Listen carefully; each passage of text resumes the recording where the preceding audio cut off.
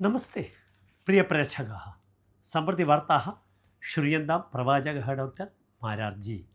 सर्वोच्चन्यायालयस्य निर्णयः श्री श्री रविशङ्कर महोदयस्य art of living सङ्घस्य आश्वासजनकः अजायत। षोडशोत्तर द्विसहस्रतमे वर्षे यमुनाकूले समायोजिते आर्ट् आफ् लिविङ्ग् समारोहे पारिस्थितिकनाशं कृतम् इति आरोप्य 5 कोटि रूप्यकाणि DDA ഡൽഹി വികാസ പ്രാധികരണ സഭ ദണ്ഡം വിഹിതമാസീത്। സർവോच्चन्यायालयश्च एषा विधिः असमीचीना भवति, पारिस्थितिकनाशस्य प्रमाणः नास्तीति निर्णयश्च कृतवान्। यमुनाकूलस्य परिपालने ഡൽഹി വികാസ പ്രാധികരണ സഭ ശ്രദ്ധ न करिष्यति।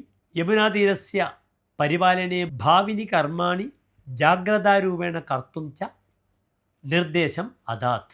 महाराष्ट्रराज्ये कर्षकाणां कृते नूतनकार्षिकवैद्युतिसंयोजनं प्रख्याप्य महाराष्ट्रसर्वकारः।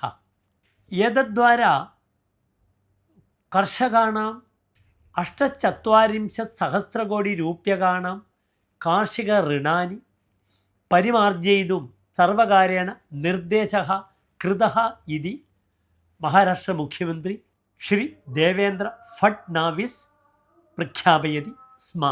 अतीते दिने मुम्बै यशवन्तराव चव्हाण केन्द्रे समायोजिते कर्षक समाधार समारोहे एव एषः निर्देशः सः प्रख्यापितवान्।